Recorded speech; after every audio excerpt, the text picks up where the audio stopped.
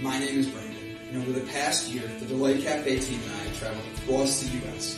researching this rapidly growing industry of CBD products. What we have found throughout the industry were products that were inconsistent in dosage and used ingredients that weren't even lab tested. Products with chalky textures, bitter aftertaste, and worst of all, confusion among the CBD consumers. That's why we created Delight Cafe.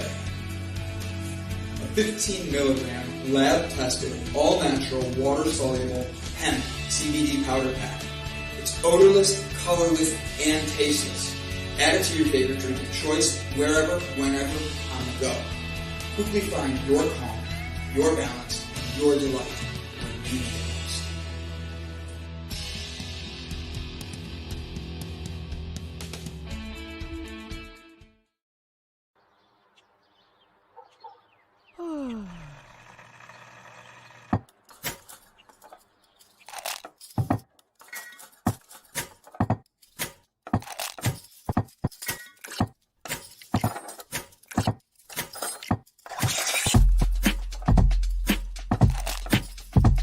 Good morning.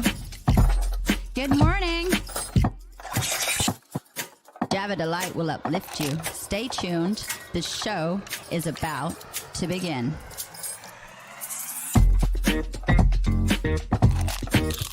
Grab your coffee. Stay tuned.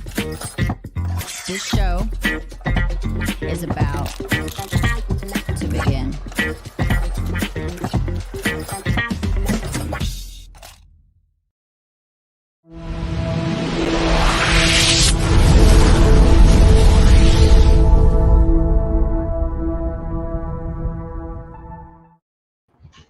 Good morning, ladies and gentlemen. Thank you for tuning in to the newest episode of Java Delight, a shot of Java to get you through the morning hump and a dose of delight to keep you going and giving you positive affirmations. Thank you all for tuning in. My name is Brandon Croucher, CEO of Delight Cafe CBD. Just think of the word delight. I'm there. And Gavin, that's the easiest way to do it. Gavin Kerr. Hey, Gavin, how was your weekend? You look like you just woke up. Yeah, no, I'm still recovering from my weekend. It was a very long weekend. I did a lot of work this weekend, and I also got French kissed by the sun this weekend. My arms were scorched. That's why I wear a hat. I couldn't, dude. I was sweating so bad.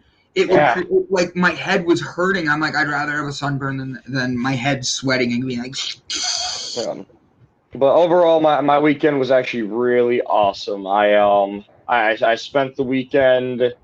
I made a lot of contacts. I ate a bunch of food, and then I went on several dates with the same person all weekend. Basically, when I wasn't working, I was on a date, so that was pretty awesome. It was a great time. You spent all weekend with me. Yeah. And, I got to meet in person for the first time Mike Herzog. You did? I did. I didn't even know you guys met. I did. It was awesome. I was walking past, so for those who don't know, we had the mac and cheese throwdown this weekend. And I was one of the volunteers there, and I'm walking to a truck to get some samples, and I just hear someone yell my name, and I turn around, and the most friendly Sons of Anarchy looking person I've ever seen in my life, this big man beard and flowing hair, comes up to give me this big hug. He's like, Mike Herzog. I'm like,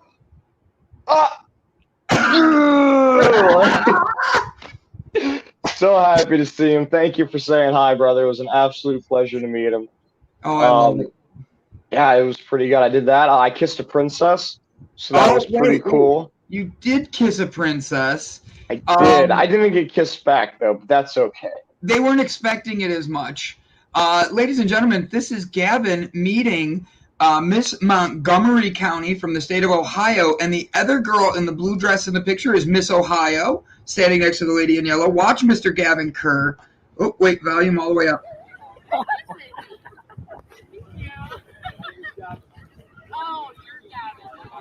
Oh, you're Gavin. Yeah.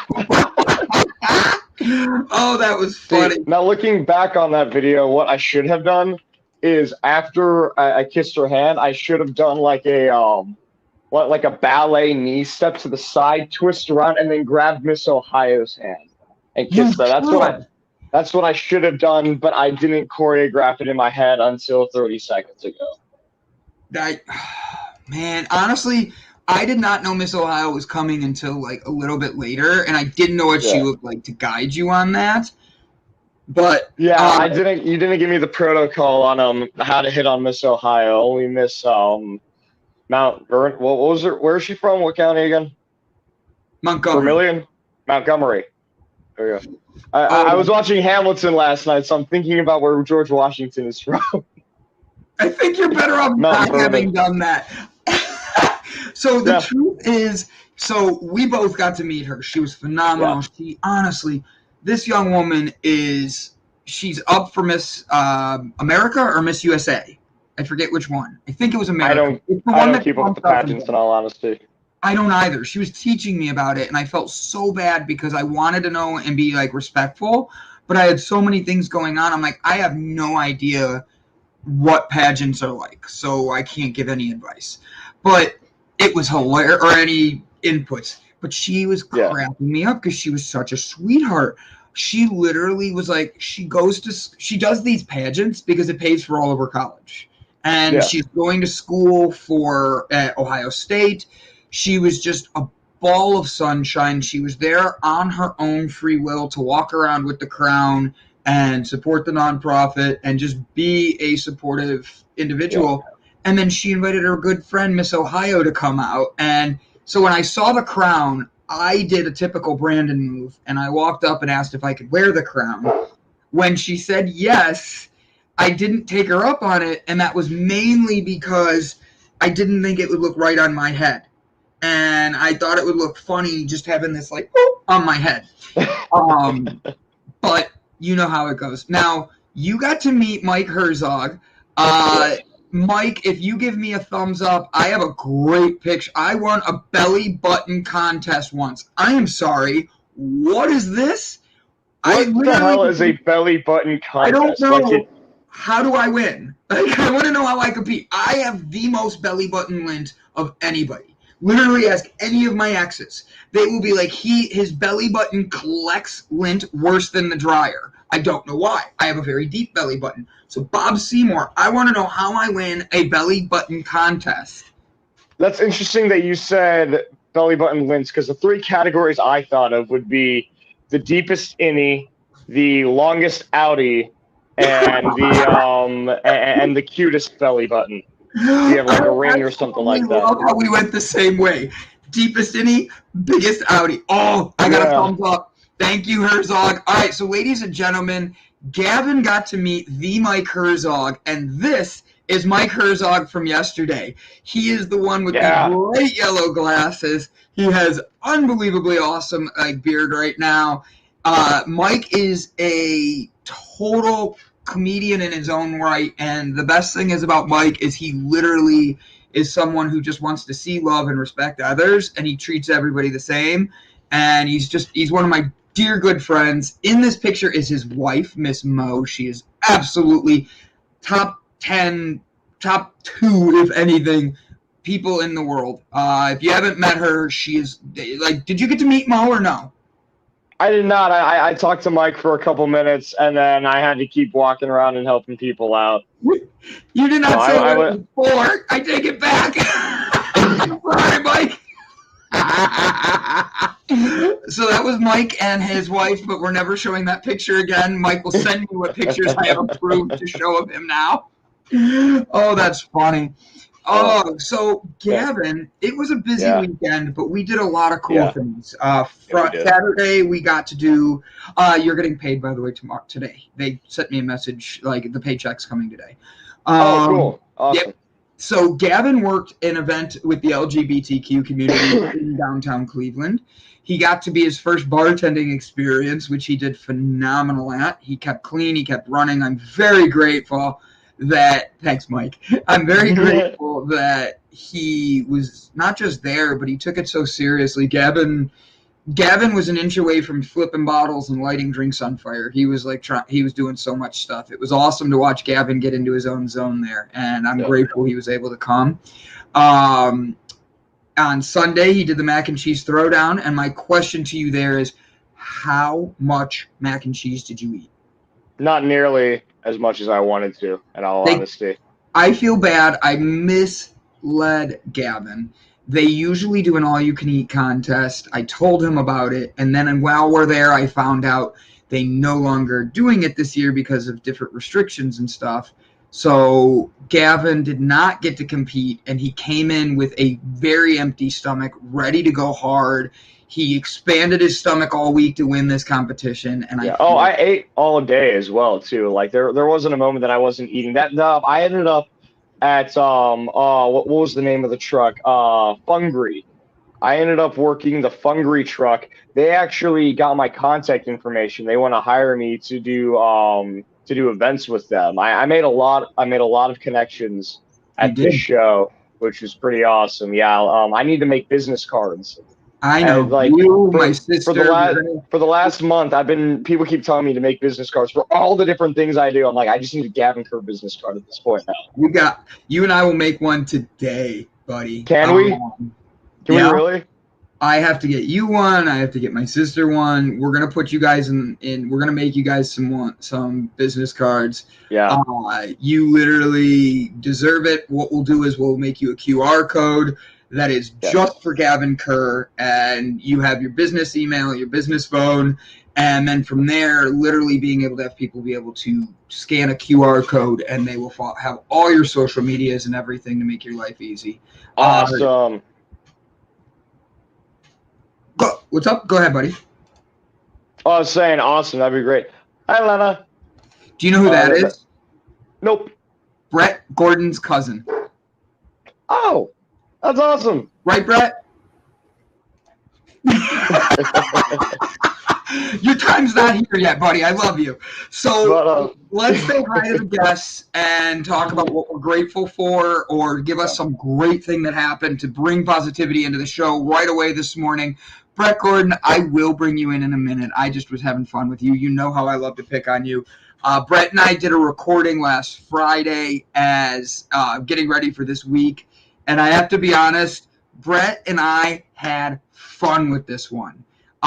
This is one of our better recordings. He comes at it in his Brett style, and he hits the leadership points in many different ways. You guys are not going to want to miss this one. Gavin, you start with your grateful, and then we'll run through the comments and say hi to everybody.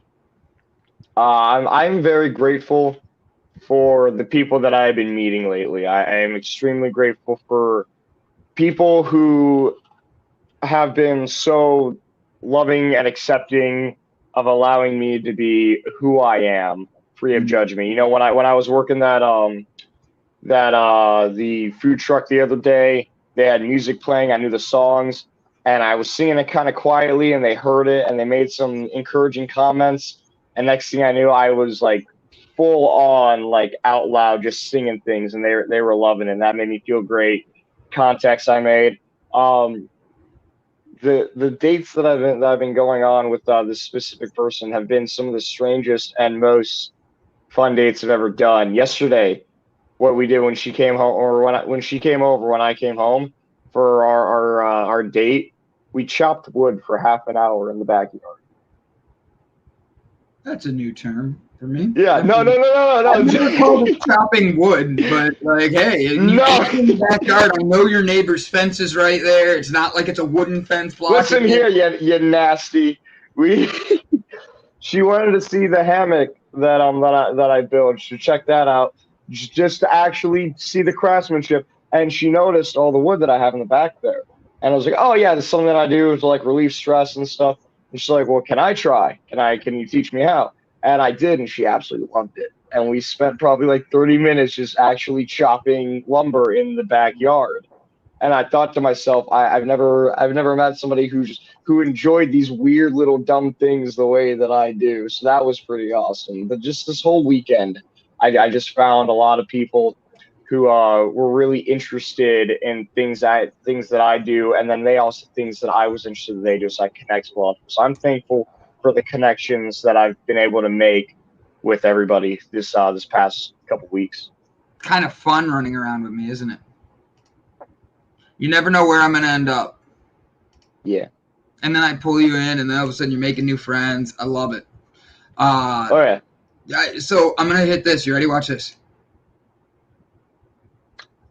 I know. I'm so proud of me. Oh, man. I'm going to leave that on the bottom. I'm sorry. Jessica's been playing with me. She literally, this morning on her show, Jessica Dugas gave out her community phone number. So I started texting it, screwing with her, going, hey, is this really the real Jessica Dugas? The Jessica D? So she's now replying and texting me, and she's like, focus on your show, don't pay attention. But yes, this is the real Jessica D. Jessica D. She literally is writing me right now, focus! That's awesome. You know I never focus. Yeah. Let's start. I know. Oh, you and actually, it was funny because yesterday when I was talking with Sarah, there were like, you know, it's a big event, so there were small situations going on here and there I need fixed. And I go over and I talk to her, and she goes, okay, we need to brainstorm really quick. And she's talking to one of the other people that are there, and we're trying to figure out a quick solution for this small situation. And then she starts talking about something else, and I just go, focus. And in my mind, I thought, this is why you and Brandon got along. Damn it. Squirrels everywhere.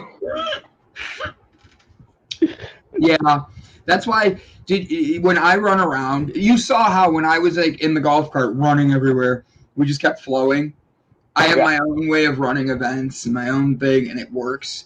And it just, when we have to stop at powwow and all that, I always have fun with these with powwows because I'm the one that like actually is focused during a powwow. I'm like, all right, I need you over here. I need you to go over here. Get me a list here, and like that's just my zone. You give me 15 people around me, give me 50 people around me, and we're gonna change the world. Like I can literally just like, all right, I need you to write X, Y, and Z. I need you here. So it's always fun. It was a great event yesterday. We got to see a lot of cool things. We got to have a lot of fun. I did not get to eat any mac and cheese. I was running around, so I didn't even get a mac and cheese. You didn't eat any mac and cheese? I got not one piece. I came home, and my mom and dad were like, they left for Texas. Austin, that's what it was. I kept wanting to say Atlanta. They left for Austin, Texas this morning, and they actually are in Houston now. But they, last night when they came home, they were like, do you want dinner? And I'm like, yeah. Well, we need to pack, so go check the freezer and see what you want to make. I'm like, that was really like, you played that game well, Mom and Dad. Yeah, I've done that. I was driving to, I had family friends who moved their house, and I was driving the two kids there, and they were giving me all this crap about my car. Just pissing all over it, basically, because it's an old car and it's kind of like, you know, beat up and something. They're just giving me all this crap about it. And I get to the gas station. I'm like, hey, you guys want anything? They go, yeah. I'm like, okay, cool, go get it. And I start pumping gas. Yeah, good for you. Yeah, good little job. shits. Like, for real. Like, don't make fun of my crap. Oh, that's funny. That is funny. All right. I love them, but they're a family of audacity. Like, I get it. So I made cheeseburgers. And I made my mom her own veggie burger from scratch because I have owned my own restaurant. So I showed her. She's had my food before, but like I just got into it while they were packing. What was fun was I'm outside eating my dinner, and I can hear my mom see the setup of how I have their dinner with all the condiments laying around, and it looks very nice. I made it look nice on purpose so that way it'd be quick and easy cleanup, and it looks nice. You know, it's just being a good human. And I can hear my mom while I'm outside going, oh my God, he is so cute. Look how he aligned this. And I'm outside eating my burger just laughing. I'm like, I love her. All right, let's get into who is here and why we love you. First one up, you're going to read, Gavin. You ready? Yeah. We got Delight. That's us. All right, ready? Go ahead. Brian Tracy in the house. Bob Seymour in the house. Breakthrough Show. Jessica Dugas. Vsog. Bob Seymour. Ride safe, brother. Oh, Renee Bush. I'm doing 2 in a row now. It's because you did Bob Seymour last time. I didn't mean to click on him twice. That was my fault. If you want here, ready? I'll do this one since you got Jessica Dugas. Thanks for tuning in. We love you. Thank you for Project Joy. I'm going down. Ready? You get this one. Yep. Bright Gordon. Gonna be on later. Boom, shakalaka. Stephanie Lynn Birnbaum. Mic drop on you. I'm looking for the next one. Oh, here we go. Lena. I knew she was gonna be next. Yeah, and honestly, the rest of them are all people that we love and appreciate for being here. We've said hi to. They're having a fun conversation all about. And really quick to Bob Seymour's comment right here. There was meat in that mac and cheese. There was brisket mac and cheese, and there was chorizo mac and cheese, and they were both phenomenal. I have to be honest, I didn't get any, and I smelled. Now, I have one question. Did you get to try the ice cream mac and cheese? So that was the first place that I went to, but I thought that the mac and cheese came with every one.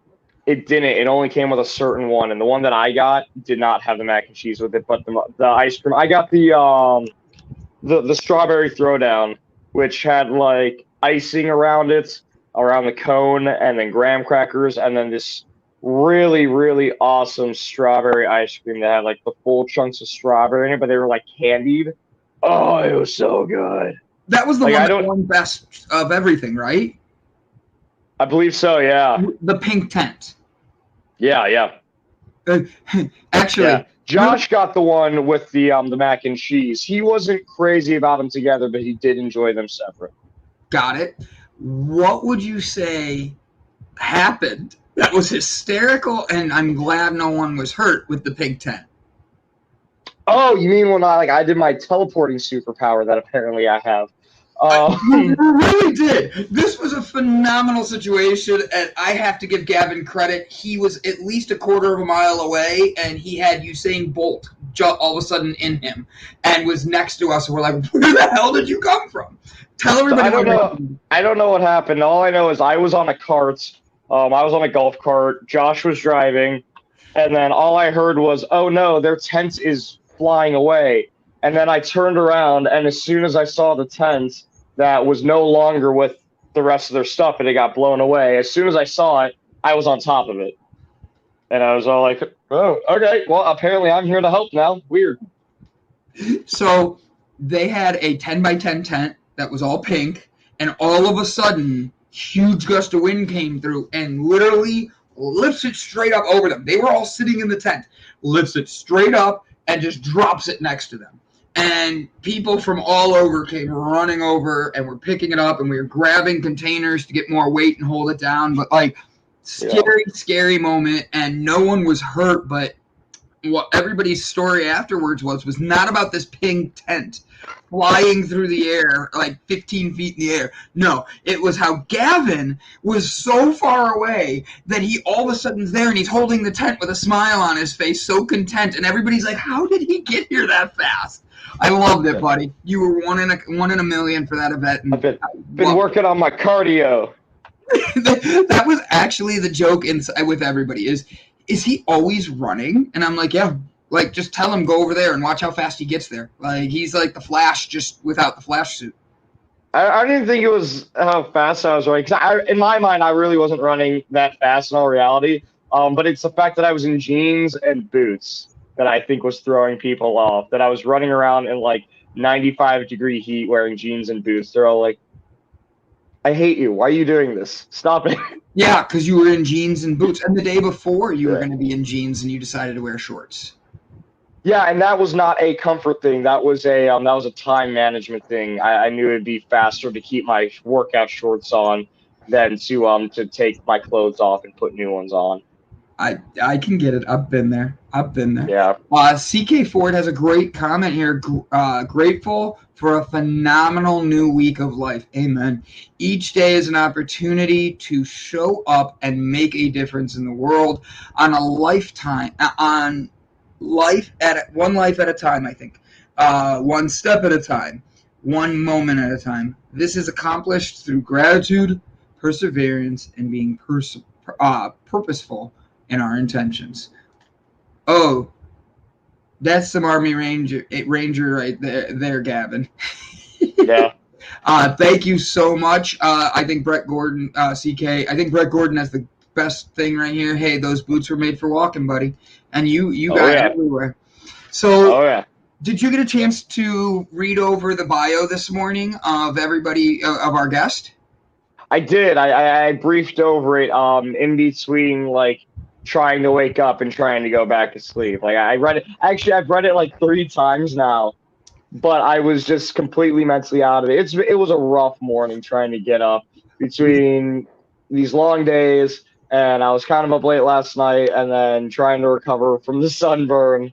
But I have like a very vague memory of what he did, but it's also mixed in with like weird dreams.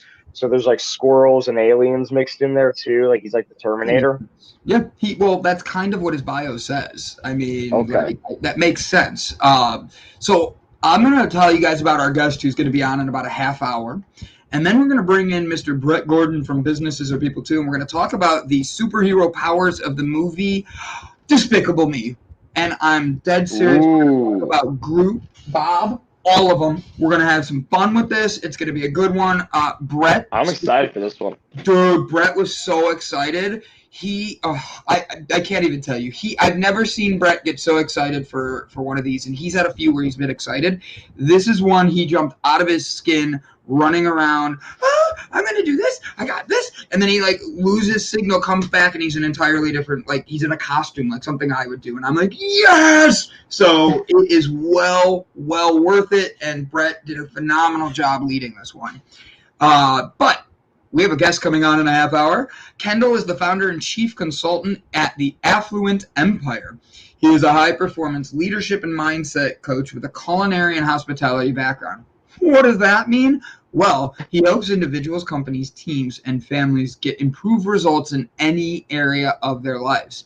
He does this by using the tried and true system that has been used by hundreds of thousands that was developed by Bob Proctor and Sandy Gallagher. Thinking into results. Based on his experience, he found that many people get stuck at home, stuck at some phase of their growth and development, which is an ongoing process from birth until we transition to whatever is beyond this life.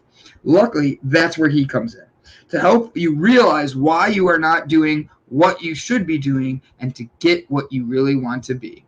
How is that? Through proper goal setting, planning, and accountability that people do the seemingly impossible. However, that is our true potential.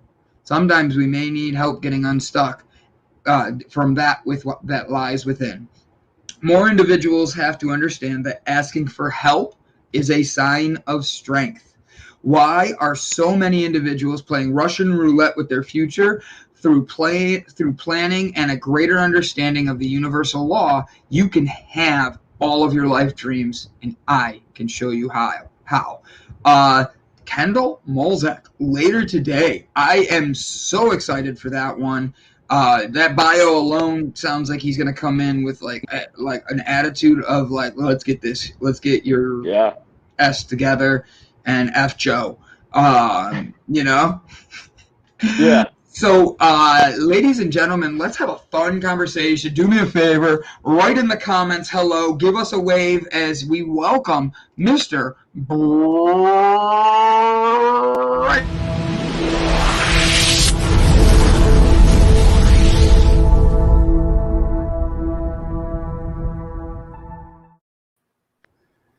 Good morning. How you doing, Brett? Java Delight. How are you this fine day? We're doing good, man. We're doing good. We're still, as you heard, we're still recovering from our long weekend, but it was a good one. Mac and cheese will do that to you. Yeah, Yeah. Oh, I got probably a bag of it in my fridge that I'm going to just annihilate after this show. I have like probably half a pound of mac and cheese that I'm just going to eat real quick. Sounded like an awesome weekend. Glad you guys were able to get together. I was able to get together with my other brother, Bob, this weekend.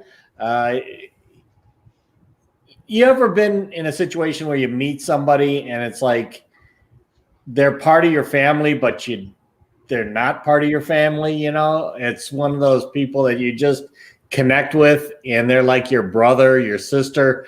That is from another mother, right? Brother. I got a handful of people like that where I just straight up tell other people like, oh yeah, you know, my brother Logan or my sister Kaylin, like, absolutely. Yeah. So this is Bob is like that for me. Ended up meeting him probably 16, 17 years ago close to when I first came to Vegas, and he's literally been kind of part of my family. My parents consider him to be like their son as well, and don't always get a chance to hang out, but this weekend got a chance to hang out in the pool, and he brought his girlfriend and his girlfriend's daughter over. And I know this may sound weird, but here's a 58-year-old man. He's 50 years old. He just turned 50, and we're in the pool playing around with his girlfriend's there, but his girlfriend's daughter is in the pool, and we're throwing the football around, and we're just kind of playing and showing that even though we're older guys, we can still have fun and show how people, you know, that are older can have fun to, you know, a young girl. Oh yeah. It has nothing to do with age. It has to do with physical capability. And like if you're able to still run around, play games, stuff like that happen, it doesn't matter. You know, you're gonna create that bonding experience. You're gonna be able to be a great Uncle Brett. Like, exactly. And like Bob and I were almost like the minions. You know, we're doing all kinds of weird, stupid things and jumping on each other's back as we're playing this game and stuff like that. And so it was just like the minions getting into trouble. Yeah. Okay, I see Brandon wanting to say something. Gavin even laughed, which meant I knew that the jokes are going to be coming. Which minion are you, Brett? I'm Boob. Do you know who Boob is? Which one Boob is? It's the one that's dyslexic and licks the windows. Like, it doesn't know how to spell its own name. That'd be me. Oh. Yep. That's how I felt. That is exactly how I felt. So you and your brother are like the minions. You guys are running around. You're having fun. You're having fun with your niece. How long did you say it's been since you've seen her? Well, I mean, it hasn't been all that long since I've seen him, but it's been a while since we've hung out and really kind of screwed around, just doing the stupid things that we do. You know, it's like when we get together, he was the one that I originally had in mind as I was thinking about, and we still got to develop the program Mulzac. You know, bros getting together and just, you know, the non-medicinal way of changing lives and having fun and just enjoying what we can do together, as opposed to having to look at outside chemicals or anything in order to have fun and change lives. So it was an awesome weekend, and glad that it came right after doing the show with Brandon and Despicable Me. And it's interesting because I literally have, you know, been watching Despicable Me 1, 2, 3, 4's coming up, and then there's the Minions. They're making another one. I never really looked at what despicable meant, because I looked at it almost, you know, in a more fun sense. But Despicable's got this really nasty, you know, definition. Yep. But I think that what that shows is that regardless of what words we use to describe something, we still have an internal meaning behind it. It may have a specific definition, and that's the one that a lot of people will relate to, but you can have a different definition of what that word is too, or what it feels like, what it means to you. So when I see the word despicable, it immediately brings to mind the movies and the Minions and Gru and Drew and everybody that's associated with the movies, as opposed to this really nasty, person that, deserves hatred. And in fact, that's kind of, that is the way that Gru started out. He had this, hatred because he was all about doing whatever it was to make him the greatest villain out there. Yeah. Yeah. So, Brett, quick trivia, because we're going to see if Gavin even knows this. I did this on the show, so let's see if we know. What was the original name of Despicable Me? I remember that too. Evil Me. Good job. Good job. Now, the Minions have their own language. All of us know. What two languages are they, and why were they chose? Isn't it French and English? And why were they chose? That I don't know. It just sounds like French and English gibberish when they speak to me. Brett? Because that was the background of the directors? Pretty much producers. The two top producers, one was French, one was English. They just took both their languages and started melting them into it, and that's how the Bob's language came about. So really they're speaking Franglish. Yeah. So tell us more about the leadership. Sorry,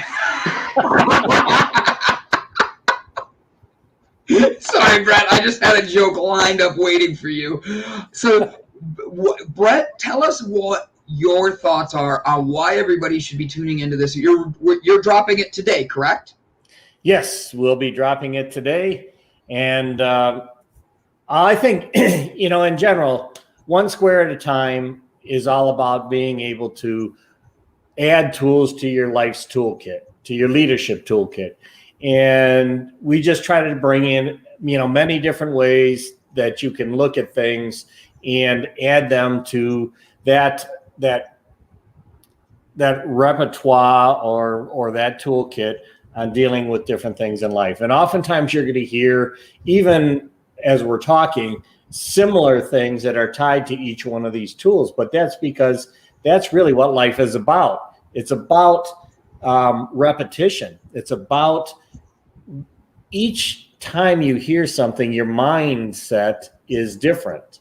True. So what you get out of that conversation is different, even if it's like within minutes of when you heard it the first time. Why is that? Because your mind has just processed what you heard, and now you're 3 minutes into the future, and your mind picks up on something else. And I'm sure you've experienced this, because it's like when you go to class or you go to a seminar or a workshop and they're talking and you're taking notes and everything. And as they're taking notes, you're like, oh crap, that brings up this thing in my mind. Well, now I want to ask this question, or now this means something different, or maybe I should interpret it differently. And that's what life is all about. Every moment in life is actually different than the moment before. Your mind is in a different mindset. Your mind can change, like you were talking about squirrels. Our minds can change focus in a fraction of a second. So these tools that we bring out are really about offering many different squirrels to follow or to chase while you're dealing with things in life. And each one has a little bit different connotation. We bring it up in a little bit different way. So I think it's pretty awesome, because if you watch the Minions themselves, the Minions are always doing weird little goofy things that have maybe nothing to do with what's going on, or maybe they just get into the flow. Like when one of the Minions was building the resume for Gru, and he was trying to apply to become the father of the 3 orphans. Mhm. Yeah. You know, and they're putting in there Nobel Peace Prize winner.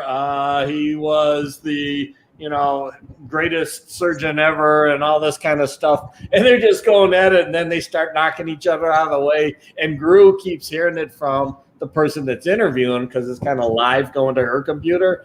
And he's like, what the hell? You know, but this is what life is about. This is what life is about. And sometimes you can look at it and you can say, oh, this stuff is all kind of going in one direction, downhill, or you can kind of change that direction and bring it back uphill. And that's what we try to do with One Square at a Time. Be able to take those times that you start possibly spiraling down or following that path that oftentimes is the path of least resistance. That's true. But being able to turn that around into a more positive vein that you can then learn from and use as experiential, as an experiential event in life, or even when you're at your event and things start going awry, you can quickly learn from that and bring it back and push it in the positive direction, right? Yeah, well, I think one of the biggest things to take away from the movie as well is the character arc of Gru. How the whole time he is searching for that purpose to be the greatest villain. That is his purpose, that is his goal. But then as he gets the children and he starts to slowly bond and even fall in love with them and see them as his own, he realizes that he has a greater purpose where he still has that goal of being the greatest villain throughout the movies, but it's kind of backtracked and turned into he wants to be the greatest hero because he's found a new goal through these girls being their best influence and example that he possibly can be. Mm-hmm. Yep.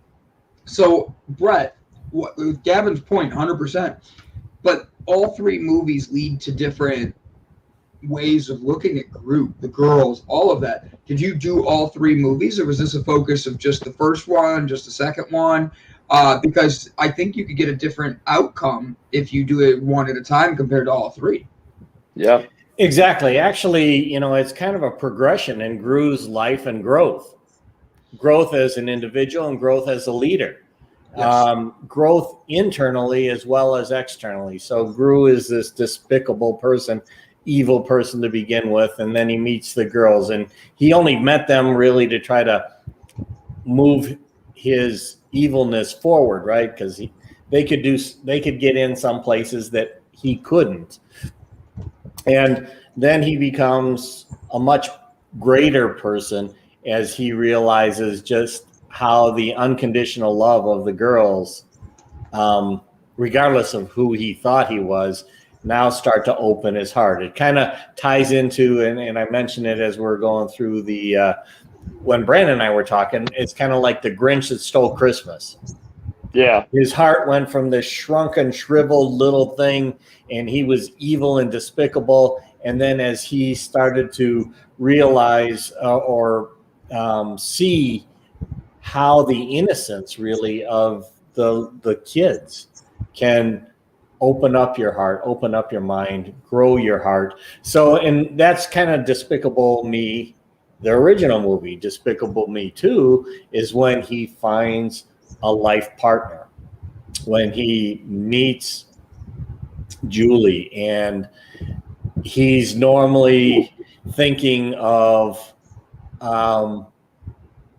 what it was like when he was a kid. And oftentimes this happens where we have events as children that we don't even realize are continuing to affect us long into life. And in this case, he was kind of shunned by especially the girls, but everybody when he was in grade school age. And he was considered to have Grudies. So if he touched you, you had Grudies, and then everybody screams and runs away. And we've had some of these types of things in life. At least some of us have. I know I have. To where I would definitely was not smooth with the ladies in like middle school and early high school. Or early high school I had a girlfriend, but like all like middle school I was very, very awkward and shy with people. Yeah, so and those things stick with you. And oftentimes those are the types of things like when you look in the mirror and what you see oftentimes is different than what other people see of you. Yeah. And it's usually that you're more negative about yourself than other people around you. Other people see much more in you than oftentimes you see in yourself, because you've got these things that have happened in the past and are kind of in your mind, in the back of your mind, even though you don't consciously understand it, they're there. So anyhow, Gru meets Julie. Over the course of the movie, he realizes that, you know, he loves her and he's afraid to ask her out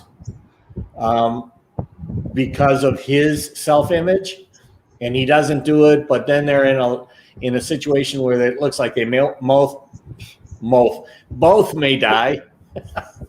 And then he's like, well, what if I would have asked you out? And she's like, of course I would have said yes. And those are the types of things that, I've experienced that many times in my life where I was afraid to ask somebody out. And chances are, if I would have asked them out, they would have said yes. But instead, I didn't even ask them out because I would rather keep myself from being rejected than take that step out there in order to get what I want. Yes. Yeah. Right? So that's Despicable Me 2. And then you go into Despicable Me 3, and that's when he meets his other brother, Drew. So Gru and Drew is kind of like me and my other brother, Bob. At first, except that in their case, at first there was kind of this, Gru had this feeling toward his brother that his brother got the privileged life. It was, he didn't know he had a brother. His brother looked like he did grow up in a very affluent area, and it was because of, what his father did versus maybe what he had with his mother when he was growing up. And he had kind of he didn't look highly upon his brother because he thought his brother lived a privileged life. But over the course of the movie, again, opens up, starts to realize that even though Drew has the gorgeous locks just like Brandon, and instead of having, the bald head more like me, that's a bald spot right there. And that's what life is about. I mean, if we oftentimes take that initial impression that we may have of someone, and oftentimes that initial impression is kind of like when your reputation precedes yourself. Yeah. You other people have said certain things about somebody that you're going to meet. And oftentimes that taints how you're going to receive that first impression of the person when you actually meet them. So I think that Despicable Me and the series of Despicable Me really takes you through a lot of what our normal courses of life are. Mm-hmm. And we have our choice during those courses as to how they're going to improve us as a person or potentially bring us back into a shell in which that we don't get a chance to achieve what we have as a potential. And potential most often, and I'm sure we're going to hear this later with the guest, potential is limited almost always by ourselves, not by others. Yeah. You may be in a situation where others won't promote you or whatever. Well, maybe that's an opportunity to move in a different direction, leave that company, go into a different company, open your own company. You may be in a relationship that is not positive for you and possibly positive for both people. But don't just stay in that. I mean, don't give up something frivolously, but at the same time, don't stay in something because you feel that that's the right thing to do, even though because of what others might think, as opposed to how you really feel in your core.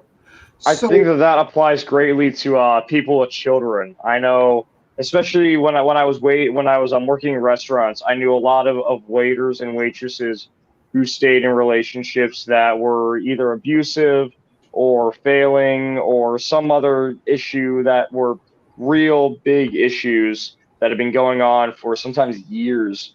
But they said that they stayed because they had kids.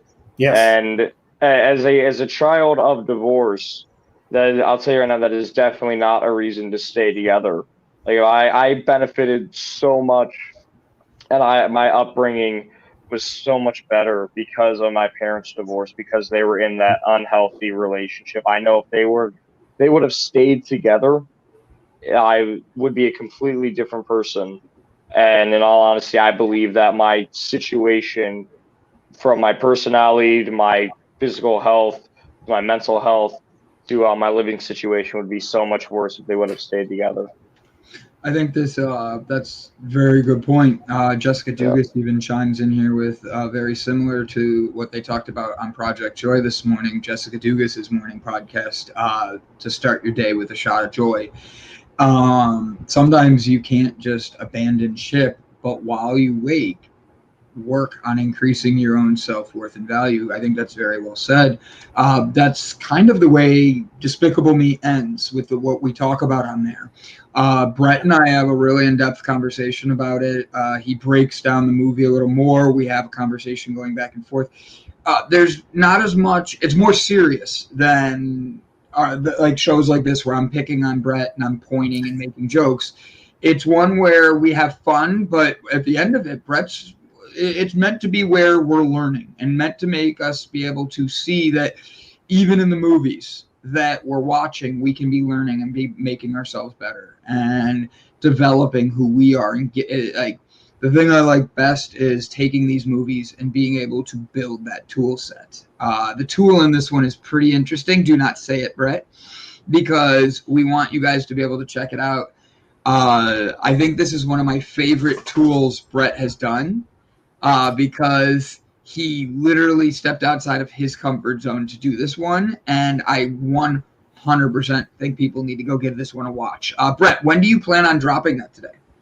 I'm going to be dropping it this morning, after probably within an hour or two after the show, because I thought I had already downloaded it and was ready to put it into YouTube and get it all uploaded. So excited, I guess, because of how well we were during the show. And I look back and I'm like, holy crap, I didn't download this thing yet. So I got to go back and do that. But yeah, I think that it's pretty awesome that we get an opportunity to do this.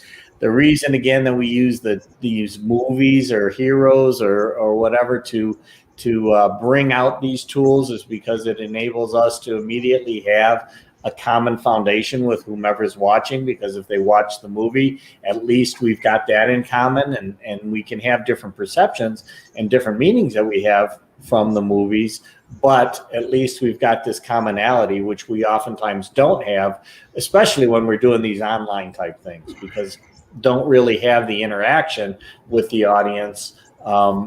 So what gives us that foundation is the movies. And then the other part of this that, Brandon and I decided to move into later on was that we were going to have the interactive sessions on Thursdays, so that, okay, you can watch the movie, you can watch our review, or watch the review and then watch the movie, and then be able to ask questions or to interact with us, or even to come on the show with us on Thursdays to be able to address any other questions or concerns or things like that. Bring in your very specific aspects of experiences in life so that we can talk about those as well. And I think that, that's all really what we're trying to do here through the Delight Digital Cafe, in being able to offer opportunities through many different ways. Different people relate and touch others in a different way. And I say that in a very non-sexual meaning. We do get an opportunity to really connect. And sometimes it's through music. Sometimes it's through story. Sometimes it's through movies. And sometimes it's when the dogs are barking in the background that it gets you most frustrated. And I think that's where Brandon just went to go quiet the dogs down. Well, one of the things that you talked about, which actually popped out to me, is listening to or watching the movie, then listening to the review versus listening to the review, then watching the movie. I do think that is a different experience. And for those who really want to get a complete and full understanding of everything, that they should watch the movie first, listen to the review, and then watch the movie again sometime in the near future with that now knowledge of that new perspective of the movie. Because I know I have some movies that I've watched dozens of times. I've watched behind-the-scenes clips of them. I've watched interviews with the actors. I've watched theories about them. And every time that I watch something that has to do with the movie that is not the movie, and then I watch the movie again, I have that new perspective, and it makes me realize it's like watching the movie again, or it's like watching the movie for the first time almost. I also think that, sorry, I had the headphones on while I was shutting the dogs up. I mean that in the nicest of ways. I didn't even yell. I just said, hey, and they both came running up like excited. They're like, yeah, what's up? And I'm like, and now they're both lying down here cuddled up next to me. I love dogs. But I think that the thing is, like, we're all looking for self-love. We're all looking to find how to build ourselves up. And that's what we do here. And I think that tonight, or this before Thursday, before we go live, watch any one of the Despicable Me's and then join the conversation, because this is going to be a fun one. I might cut a little bit out. I'm going to send a couple messages to people and have a couple parts cut out where I can have some fun with Brett and catch him off guard. You don't know if Gavin's going to be proposing to a princess. I might just throw that some randomly in there. You have no idea. But at the end of the day, this one is going to be fun because Despicable Me brings, what I like about Despicable Me is it brings the adult comedy in a cartoon way. And the thing that's different about that is, oh my God, I'm sorry, Jessica Dugas just distracted me with ADD, but we watched Gavin in Cherry last night.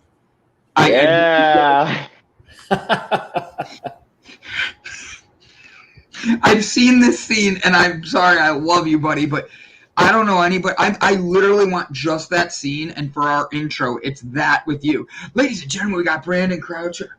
We got Brett Gordon. We got Gavin Kerr, right? Yeah. Yes.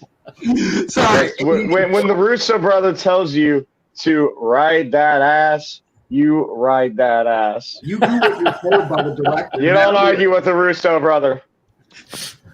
But this weekend, when you get a chance, do yourself that favor and turn around and take a moment for yourself.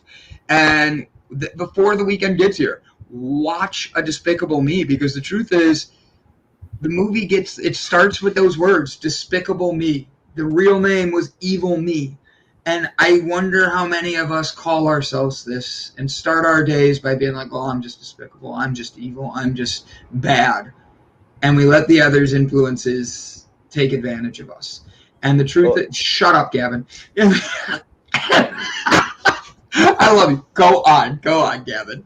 Well, it's funny that you say that, because there's a song for it. There's like a little R&B rap song. I'm just having a bad day. I need everyone to get out of my way. They're doing that. It's like, I'll listen to that song non-ironically. Like when I want to have like when I'm like getting ready to go to the gym, or I just kind of feel like just kind of like a little bit of like a badass that day. I'll be driving in the car. I'll have like D12, NWA, and then Despicable Me playing. That'll be the playlist. That will go together very well. Yes, yeah. I think your playlist is awesome at the fact that you're like, I have songs that I'm like, oh, I don't want this, I don't want that. I want my energy to be this.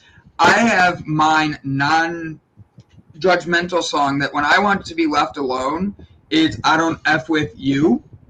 And somehow when you play that really loud, nobody says anything to you. You're allowed to just be left alone. That's the barrier for people, is they hear that song and they're like, I don't want to talk to him. Like, yeah. And I like to listen to songs that that either increase whatever mood I'm feeling or completely mess with people. That's what I enjoy doing. Like when I would ride the motorcycle, when I had my motorcycle, I would ride around and I'd have like, the classic, like I had like Metallica and Godsmack and like stuff that like in all honesty were kind of like low key douchey. Sometimes some like I have like Limp Bizkit playing, and in my mind I'm like, oh, I probably look like a dick, but I'm also like, but no, like once you have this experience, you understand. And then I would have just sprinkled in there baby metal. Just see these little, which if you don't know what that is, Brandon, which apparently you don't, it's K rock. No, it's extremely heavy instrumental, like death metal stuff, and then these 3 adorable Korean girls singing over it. They're not even like screaming; they're just singing just like poppy sounding music over this death metal.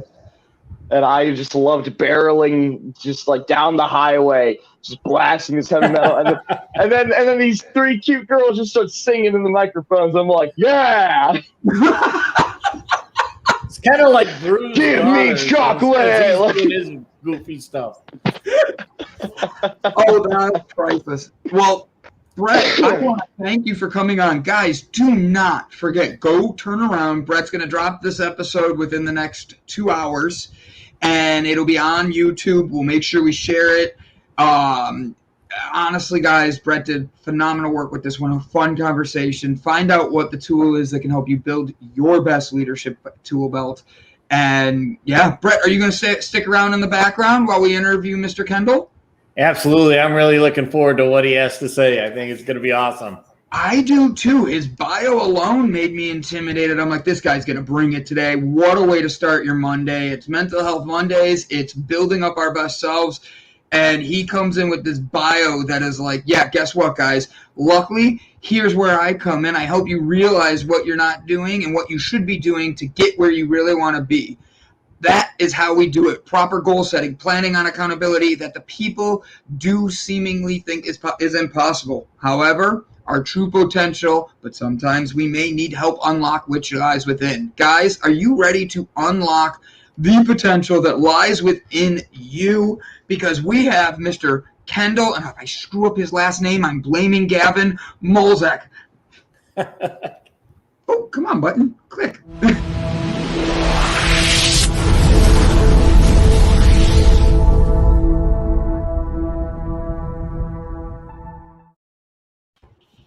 Good morning. How are we doing? I'm doing really well, thanks. How are you guys? He does look like a Ken doll. He's so handsome. You stole my opening joke. I love it. Thank you, Gavin. That's great. Absolutely. How are you doing today? I'm doing very well. Yeah, I've been listening to what you guys were saying, and oh my gosh, the conversation is just so really great energy from you guys. Kind of make me feel for strawberry ice cream and Despicable Me now. So yeah, with macaroni and cheese. Don't forget the mac and cheese. With the mac and cheese. It's a weird combo, but trust me, you're gonna love yourself. So, yeah. Kendell, first off, how do we pronounce your last name so we don't mess it up again? It's okay if you mess it up because I sometimes mess it up myself. That's great. I already love him. Amazing. So it's Mulzac, but yeah, you said it right actually. Okay, Brandon got it. Yeah. So Kendell, tell us a little bit about yourself. You've studied from the Bob Proctor School. You've worked on a lot of things. You're the director at the Affluent Empire. You're a coach, and you help people break into their full potential. I was so excited for you. I put a collared shirt on. Okay. Oh, nice. Like, for real. I've already received messages going, look how nice Brandon dressed for this interview. I'm like, Kendall's coming on. I got to be ready. Like, I'm reaching my potential. Yeah. So let's go into this. I'm literally going to go raw as can be, and we're going to have fun with this today. I felt it on me yesterday. I read your bio getting ready for today. I'm like, hell yeah, here we go. So I put myself out there. I've been following my dream, but I'm stuck. And I'm just one of many, and I can go live here and talk about it. And Gavin knows how hard we work and what we do. How do I break from being stuck? How do we break our audience from being stuck and get to their best them? Well, it first starts with with realizing and taking a good inventory of where you are right now, right? So again, you're giving me some details, but I don't know. I don't know what we're really talking about. So, all right, we have our show, and then we have like I will use me. Like I have my own line of CBD products. I've won international awards for, and building it, and we're creating something totally different from anywhere else. And I do self inventory. I check it on my team, but that next round of growth seems to have something come up right the day before something big happens, and then we're dealing with like more negative energies and trying to dismantle those to be able to step into that realm. And we always know there's going to be backlash, but when you step into that realm, being able to not worry about that backlash coming on, I'm using me as the example, but coming on us and being able to keep moving in that right direction. So what we talk about or what we teach is something called the knowing doing gap. Okay, knowing doing gap. Tell me about that. It goes like this. We know what we should be doing, and we're doing some of it, but we're not doing all of it. Yeah. We know that I need to do this. Maybe I need to, let's just say one simple example. Whatever I'm trying to accomplish, I know I need to wake up at 7 a.m. in the morning, but for some reason I keep hitting that snooze button. For some reason I keep waking up at 8:30. For some reason I keep waking up at 9. For some reason I just continue. And continues. And you just in that perpetual cycle, and you just can't seem to break out of it. So sometimes we know what we probably should be doing, but then actually taking action and getting there, that's a whole different story. So right? What would you say for someone? Like, forget, you can use me, but like, what would you say that first step would be? Like, I don't wake up. That 7 a.m. one is a great example. My alarm goes off. Yeah. I never hit snooze. And recently, the snooze button is just right there. And I don't know why. Let's say for people who do struggle with that too, what would your recommendation be? How do you start pushing that in the right direction? Set the alarm on the other side of the room. That way you have to get this. Well, here's what I do. And this is what I did, because again, what we're dealing with here is what we call a paradigm. Mm-hmm. A paradigm is it's as Brett was on earlier, he was talking about mindset. It's all those multitude of our habitual behavior just condensed there in our subconscious mind, which really does a lot of the action, Mm-hmm. And what I do is I set the alarm for what time I'm going to wake up, which is usually around 7:30. I'll wake up at 7:30, don't worry. You're gonna look like, yeah, come on, tell me when you wake up, buddy. So I wake up at 7:30, and what I do is, I know when the alarm goes off, I stand up immediately. I don't wait. I don't wait. I don't waste time. There's no decision in that moment. It's automatic now. Okay. When the alarm goes off, I stand up. I'm not always happy with that decision. But okay, I can get that 100%. I'm with you so far. I'm not always, with that decision, but I know that that's what I need to do to break that habit. It's always doing the illogical that will break and create new habits for you. It's kind of with when you're trying to remember something.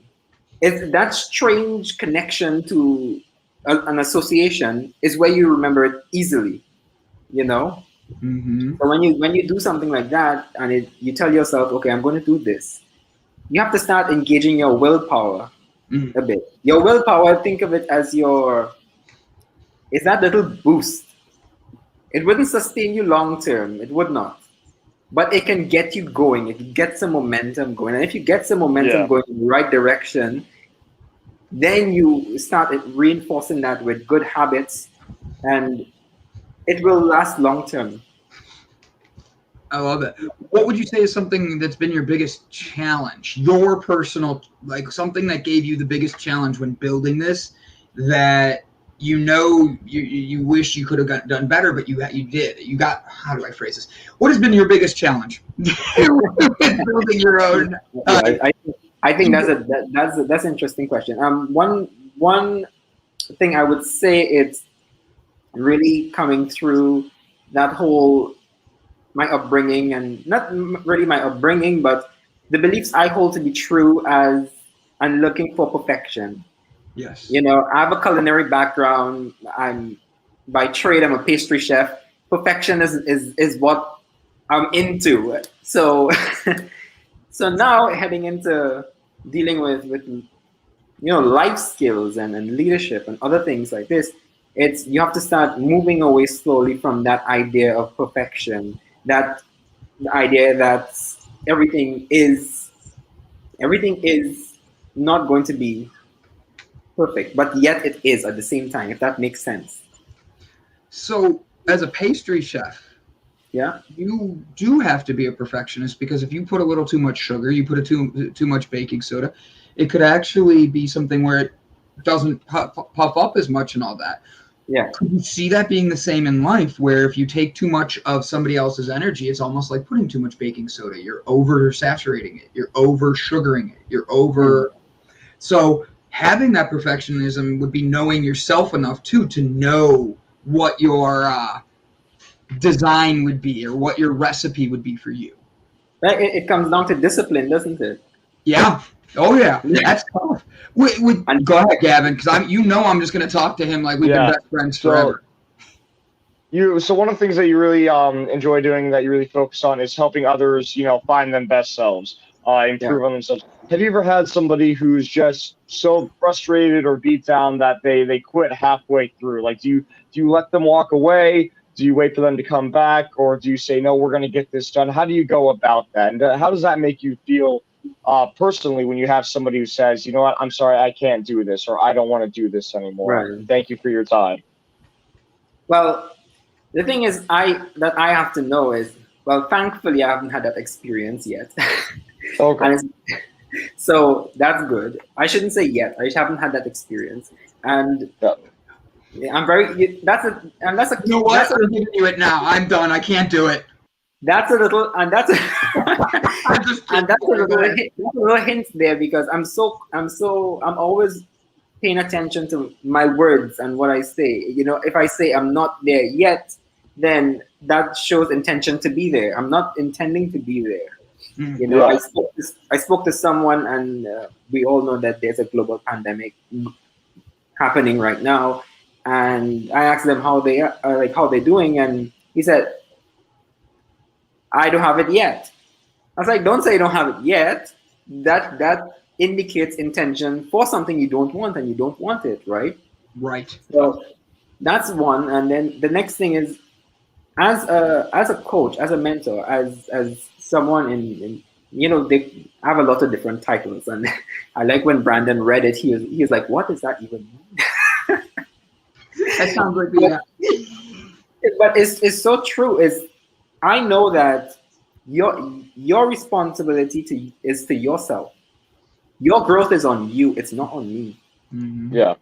It doesn't change. It doesn't make me feel any less accomplished if you decide this is not for me, or you want to go another way. That's your decision. If you make a committed decision and you say, I really want to change things in my life, I know I am, I feel stuck, I want to get somewhere else, then it's a matter of, are you really committed to getting to where you need to go or where you want to be? And what are you willing to give up for it? Because you have to give something for something else. Yeah. I can't stay up all night playing video games and expect to be bright and alert tomorrow. Yeah. I'm not saying that video games is bad. Don't get me wrong. I'm not saying one thing is bad or one thing is good, but I'm just saying, if you want to get something else, you have to be willing to give something in return for it. So that balance. What is it going to take? What is it going to take for you to get to that point? But the biggest thing I want to kind of address to answer your question is your happiness and your success really is dependent on you and that individual. And if you really commit to it, then I can show you how to get there. But if you're not committed, if you're just interested, because there's a difference between interest and commitment. Yeah. So if you're just interested, then we can have a nice chat. But if you're committed to doing something about it, to changing your life in a positive way, then you will find that drive, you will find that desire that will propel you, you know? Absolutely, yeah, it is. It's a discipline that you need to learn, so that way you can continue on with that consistency of it. You said that the first thing you do is you jump out, or you just stand up, getting out of bed when your alarm goes up. How'd you develop that discipline to be able to do that, rather than just lazily throw your arm across the mattress and hit the snooze button and then just lay there until it goes off again? Well, I'm happy that you asked that question, because in the initial stages, what I did is I placed my phone in a different place every night. So I don't know where it is. That's funny. That's funny. You're just like, I don't know where it is. I got to get up and find it now. Yeah, exactly. I put it in a different spot every night. So I place it somewhere else every night. So when it's going off, I'm looking for it. So, and then I remember I need to get up. So I just stand up. Yeah, I like that. With getting up, you made the comment about your words and how, like, you can't say if. Are you self-conscious about how you choose your words, and have you always been? I've always been a bit, I guess I've been conscious about the words that I use and the language I use. And now it's even, that has really taken on kind of a practice or a habit of its own. Yeah. To always be mindful to listen to the language I'm using, the words I'm talking about a different situation. You know, I was listening to a podcast, an interview with, this is strange. It's strange how this works. This guy is a multi-billionaire, you know, so very successful to many. Yeah. And he was talking about how he goes about making business deals. And he said, we'll prepare the performer for the bank and so forth, and it will be, you know, best case scenario. The projections are just on point. Everything is positive. And then I would have a team go and prepare the worst case scenario, and that's what we would prepare for. And by preparing for the worst case scenario, what do you think happened? And he said it. He said, and that's what usually happens. Yeah. Like, you're preparing for the worst, but like you're almost like expecting it then at that point. You know, yeah. Which is, you got to have boundaries and know that you might have this, but you should be focusing on the best case scenario for yourself. And when the worst happens, you're like, okay, we just need to fix it, compared to thinking the worst is going to happen and being like, that's what we expected anyways. Like, am I wrong with that? Definitely. There's one of the universal laws. It's not one of the primary ones, but the secondary one is called the law of expectation. So if you expect something, it's going to happen, you know. So use that in any way that you want. If you expect it's coming in some way or another. Do you have a word? This is just me thinking outside the box here. Do you have a word that you really don't like people using? Like, I can't. People say can't. People say, oh, I don't know how, or something like that. Do you have a phrase or a word that you're like, when people say that, it makes your blood boil, your skin curl, whatever, it nails on a chalkboard? You pick the analogy.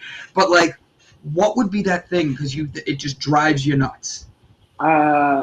I think to answer that question accurately, it would be, it's more about context for me, not so much about the word, because like we having a discussion about the way that we think and our thoughts, and it's very easy for your mind to just run down a path with a silly thing, a silly thought, something that you don't want, and sometimes I say, that's not going to happen, or that can't happen. So you see how I'm using that word in a very different context. I do. As opposed to saying, oh, I can't do that. Yeah. You know, so it's not really the word so much, it's the context. So I try to listen to what that person is saying, because sometimes we don't really express ourselves accurately. And that's a great way of putting that. I think that's a great way of putting it. Now you said you've grown up with this, but have you ever had a client that literally you've seen their mindset is just negative and they're stuck in that? How do you build a client up to make them actually see, hey, this is something for you, that you hired me, motherfather. Like, come on. Like, how do you break somebody that is in that mindset and you can see it but they can't? Yeah, I think that's the benefit of. I think that's what most coaches do, right? Yes. Like our coaches, our mentors, they see the best in us. They see our potential, and we still kind of blinded. We don't have that vision of ourselves as yet. Yeah. And when dealing with someone, in the past I used to let this slide a lot, but now I don't let it slide at all. Like when they start speaking, it's almost as if I'm trying to get them to think about their words as well. So they start speaking and say, well, I'm trying to, no, don't try. It's either you're doing it or you're not doing it. Yeah. Good point. You know? So immediately I'm just interrupting all the time. And by constantly interrupting them, they now starting to think about the words that they're using. They're now starting to think about the word and how they're forming that sentence. I say, that's the discussion that you want to have. Doesn't that feel better for you? And they say yes. It's like, well, why are you going down the other path? Why did you prepare this whole scenario in your mind that, a film producer in Hollywood with love? Why did you do all of that for nothing? Yeah. Why put yourself in that situation like that? Why go through that? I agree 100%. And people don't realize they're doing that to themselves. Would you say that? Yeah, definitely. It happens so quickly, because once you have one thought, you start thinking something that you don't want. That thought, immediately another thought comes and adds to it, and another, and you get momentum going. And then you go and start speaking to your friends about it, and they add their own history of a similar situation to your problem. They're not helping you, by the way. Nope. They're just telling you what happened to them. Same thing, kind of. And now you have so much information. You have so much details about a scenario, a situation, that you're heading in the wrong direction. Well, a lot of times, too, some people almost make misfortune a competition in a weird way, where one person will say, oh, I stubbed my toe, and the other person will say, oh, well, I cut my finger. It's like, okay, well, why are you trying to combat with me? How do you go about talking about things that you've experienced that are similar without coming off as almost that sort of competitive thing, where you're trying to really show that you sympathize and that you feel and you understand that, rather than saying, oh, well, you don't have it as bad as me? Well, you said a few things there that I'll talk about. Yeah. I love what my mentor said. My mentor is Bob Proctor, and he said that amateurs compete, professionals create, and I love that. Nice. It's like I'm not competing. I don't compete with anyone. I am on this journey. We are all in this journey together. No one is better than anyone else, and we're going through this experience. You want to call it life? Great. We're going through this experience, and then when you stop competing with others, whether some people might think of it as constructive or positive, but you just give an example of it being negative, because it's the same, right? Yeah. Somebody say, oh yeah, I've been in the hospital for 2 days. I spent 2 weeks in the hospital. You see? So again, they're competing, and how does that make you feel at the end of the day? That you're competing with somebody at that level, So I want to say I don't, but I really make a really hard effort towards not competing with others, not competing with anybody else and their situation and their experience of it. Also, this is going to sound a bit harsh, but I don't sympathize with people. I don't. Because that means I'm getting emotionally involved in their situation, and I can't help them if I'm in that situation with them. Yeah. Then I put myself in that boat with you. How am I going to help you? I'm no longer in a position to throw you a life raft. I'm there with you in the boat sinking. Yeah. Yeah. That's interesting. That's interesting that you say that. Are you would you say that you're a really independent person then? Like how are you like socially? Do you like rather like have like your downtime by yourself, where you just kind of like recuperate and focus on your own things, or are you a person where like you always have to be around friends and family and like receiving that energy back and forth? What would you say you lean more towards? Because everybody needs a bit of both, but I do think that people tend to lean towards one way or the other. I've always been kind of off on my own, always. Yeah. You know, I enjoy the company of I love talking to my friends, my family. I love spending time with them. Yes, that's great. But I have no problem having a day to myself. Yeah. That can be. Just out of curiosity, because a lot of people don't like that alone time. They thrive like being around others. What does a day of Kendell self-love look like? That sounded way worse when it came out. So how do you take care of yourself, Ken? Oh man, I can't do it now. How does Kendell make sure that he gives himself enough energy to be able to give others when he does? How do you self-love? Well, and that, you know, that people think that's a really hard thing to do, but it's actually very easy. If you say today I'm going to have a day of me time, or me, whatever it is, you know, celebrating me today, then your only task is to wake up and do whatever it is that makes you happy. Yeah. That might be reading a book, that might be surfing the internet, that might be being on a Zoom call, that might be going for a walk, it might be going for cycling, whatever it is. Whatever makes you feel happy, do that. Whatever brings you joy, do that. As long as it's good, as long as it's not hurting as long as you're not hurting yourself or others in the process, do that. What are you reading right now? Well, I'm reading a lot of books right now, actually. Pick your favorite one right now. At the moment, I'm loving As a Man Thinketh by James Allen. That's a very, very good one. I'm liking that. I'm also reading the Game of Life and How to Play It by Florence Scovel Shinn. Yes, I know that one. Yes. All right. So, do you think you look like you exercise? Your hair is on point. I wish I had better hair. You look like you take care of yourself in many different ways to align and keep yourself balanced. As someone who does that as well, how do you recommend people understand that between whatever it is, prayer, meditation, your diet, your exercise, how that really does play a role in creating boundaries for yourself?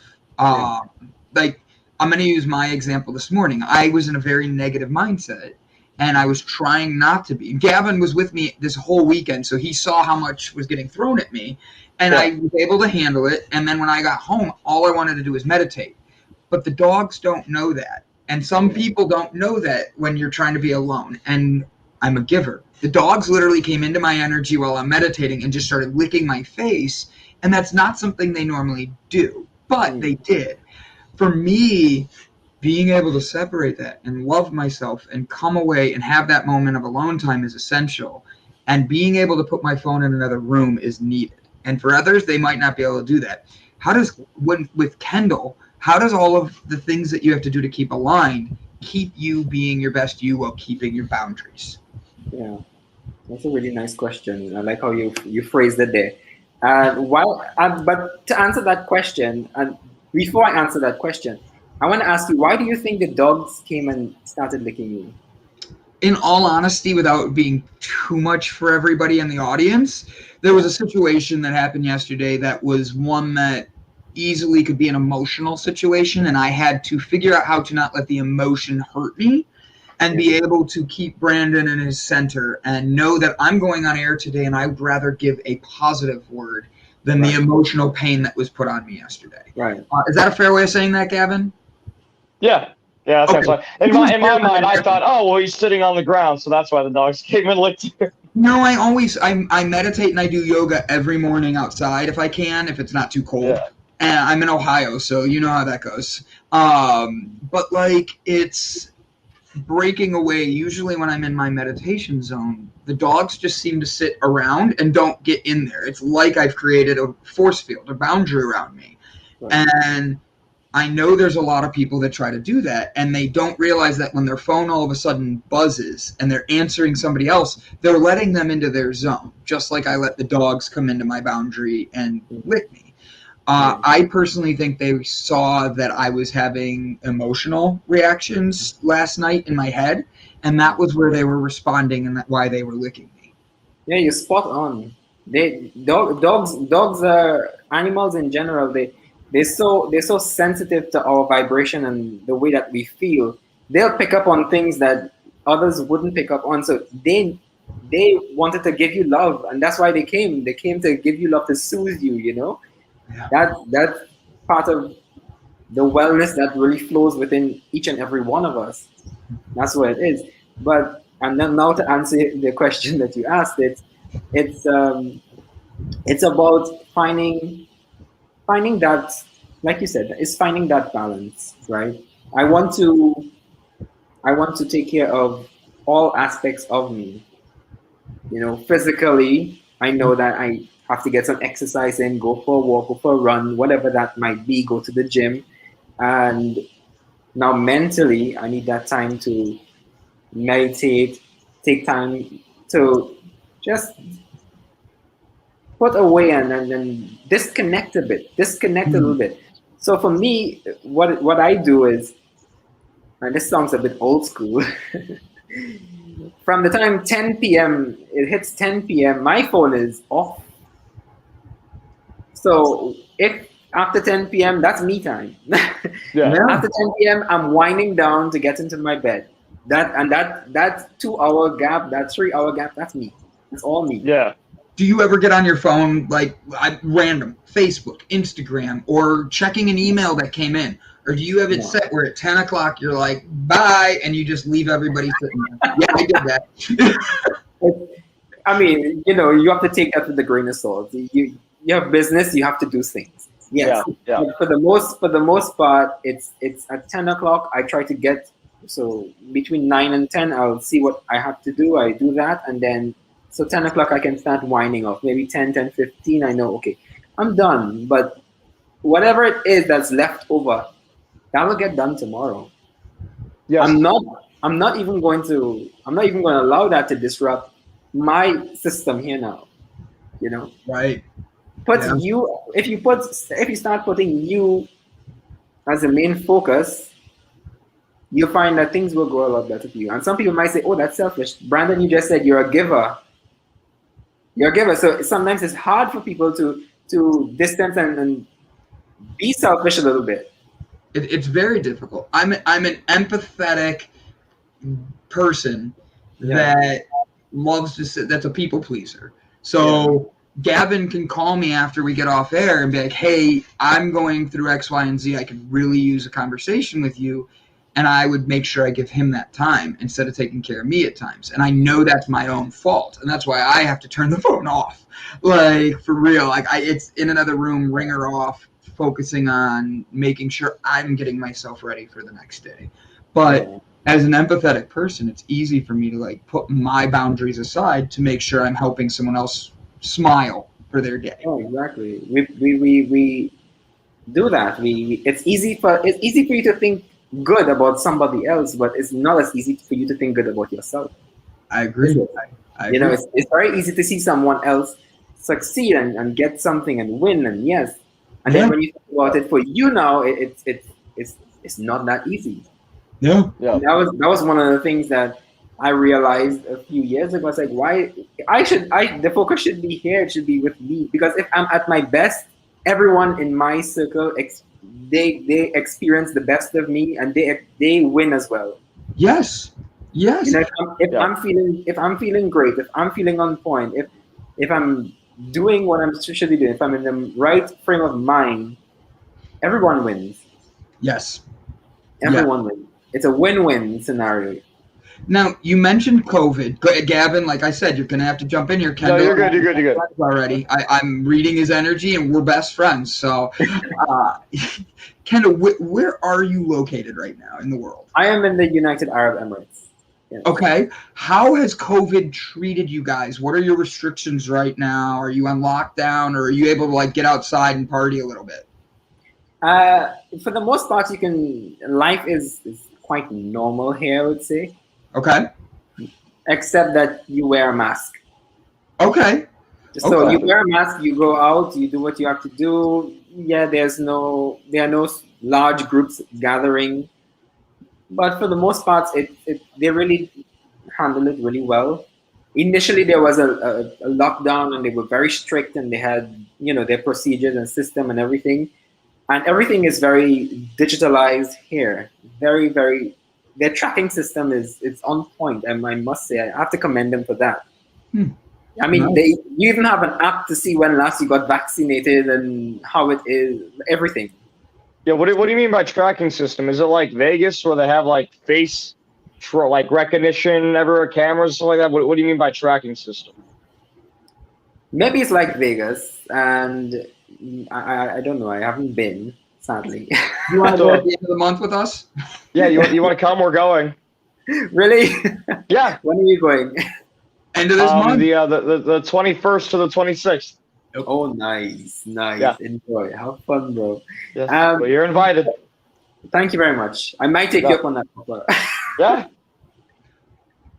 Party. I love it. I love it. They have a system that you have an app on your phone, and it records your status.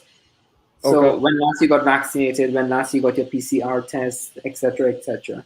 So it's very easy for them to do that contact tracing. Have you done your vaccine? I haven't as yet, but it's going to happen soon. Yeah. Oh, you scheduled it. No, they're going through a process by those that are higher risk. So those like laborers and so forth who work in the field, who actually have a lot of interaction with people. They're the priority right now. So they're getting their vaccines. Then it will trickle down to others. Gotcha. Yeah. So is it tracking like just your vaccines? It's like, okay, he got this one shot and now he's going to get this other one sometime. Or is it also like physically tracking your location? Like, all right, this person doesn't have their vaccine and they've been to this store and this market and then these 3 houses. So if somebody gets sick, we know exactly where everything is going. He thought about that way differently than I did. Thank you, Gavin. Like that's what I meant. Like when you say like tracking system, and because Las Vegas has the best facial recognition in the world, because you have people that come in and they have disguises because they're really great at poker and really good at gambling, and some of them, even while they're not cheating, it's close enough to where they get that facial recognition so they can get picked out really quick. So I know if it was something like that where like they're trying to make sure they know where everyone is at all times so they can track any outbreaks immediately. I don't think it's like that. It's more precautionary than anything else. But Gotcha. but they do have there are a lot of cameras in this country, especially where the ladies used to be, not so much anymore. The ladies, you would only see their eyes. So there's a lot of eye detection and eye scanning. So yeah, that's how they actually have it. But yeah, I know you just heard tracking and your mind just went wild. yeah. Going back, this is a question actually that I always wanted to ask, and I just now thought of it when you said that. But you've always wanted. How do you go about like asking women out or going on dates when all you see is their eyes? Is it just a strictly personality-based thing, and then you're kind of like taking a gamble when they take off the thing, like, oh, maybe they're Disney princess, or maybe they're not? I've always been curious on what the dating life is like when in situations like that. Yeah, well, it's literally almost always a blind date. So, well, for the most part, what will happen is I can't tell you about that. I'm a Westerner, so there are a lot of expats working here. So my interactions are mostly in that circle. And what I know is a lot of the families that do have that sort of relationship and they're looking for marriage and so forth, traditionally it would be arranged.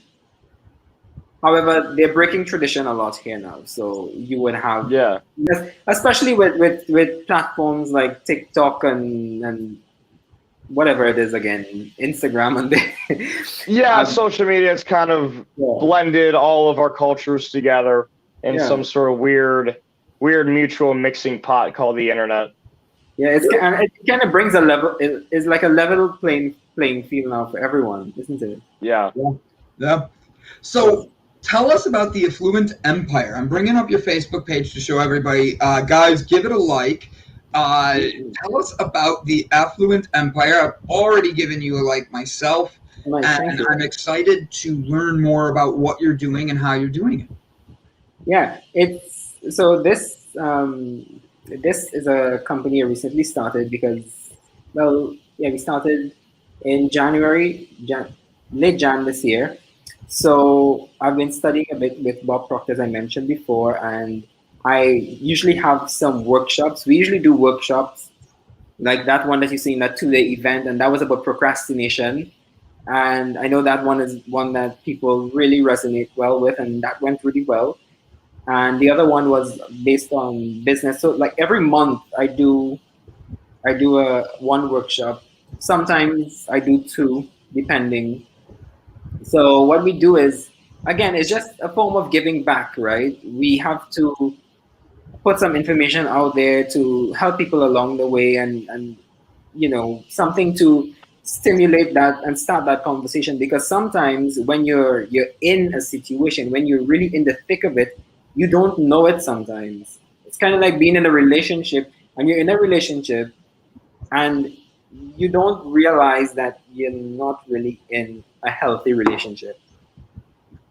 You start making peace with certain things. You start accepting certain things. You start saying, oh, well, everything is about compromise. But how much are you really compromising? How much are you willing to compromise? Are you really willing to compromise your happiness for the sake of saying I'm in a relationship, as opposed to finding something really meaningful? And then you step into the fear of, oh, I have to start over. Ooh. Yeah. Well, I don't like that. That's uncomfortable. So you stay right where you are, but it's not the place where you want to be.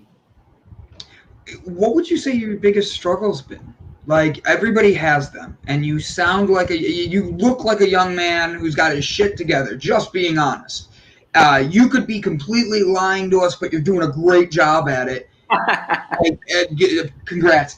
How do you keep going and keeping yourself going? Because everybody has struggles. What is a struggle that you deal with, Kendell? Is it judging because I'm bald and you think I'm absolutely adorable? I understand, but I did have that thought, What is something that Kendell struggles with that really needs you to be able to you work on for yourself? When I just started, I'll give you one. When I just started and how that has progressed.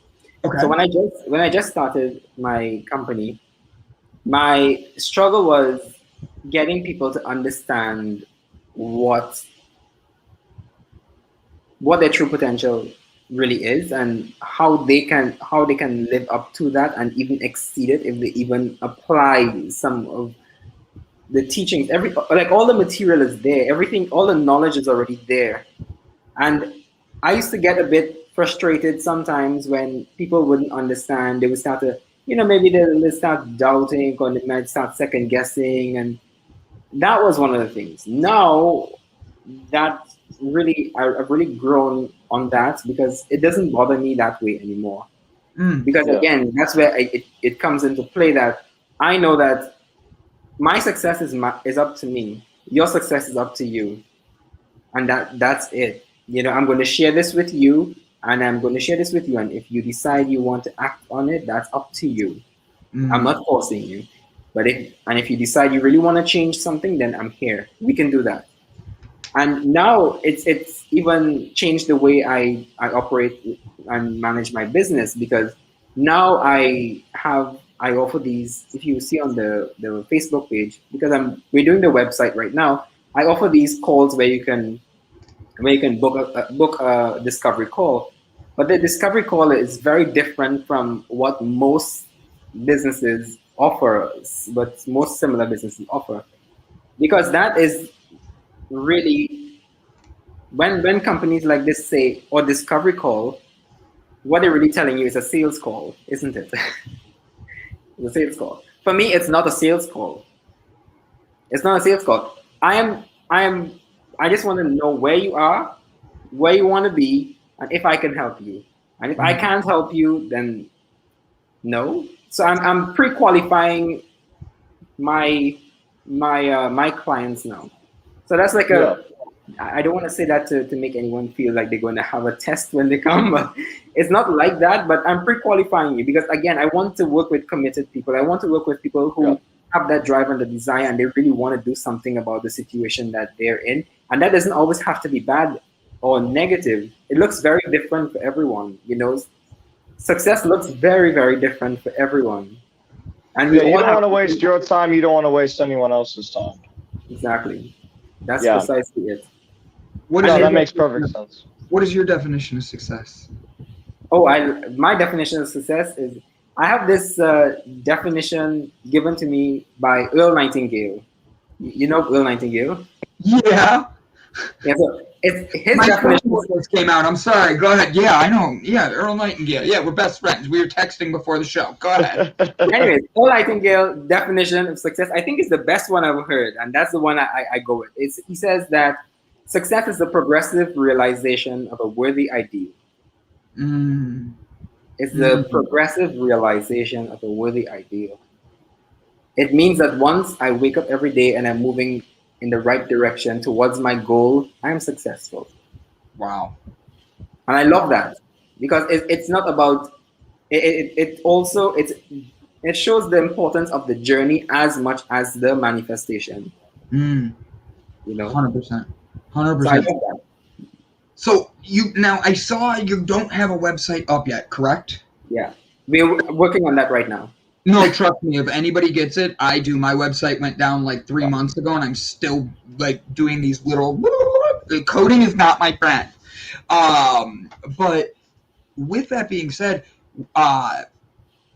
when struggles hit, when you have to keep building yourself up, because every one of us is going to have them. What would you tell Kendell? Like, if you and I are sitting there, and you already have your own stress, I have my own, but you need to be able to fix Kendell before we get on a call. Yeah. What would you tell Kendell to make sure you can come in and be able to give the best of you?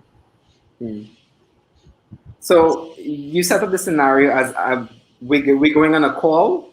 But I'm using it like you and I are getting on a call, and you had something happen where you're just trying to make sure it could easily, emotionally, spiritually, business-wise, throw you off. And you and I have a call scheduled, and you turn around and you need to be able to reset yourself. How does that look before we get on our call?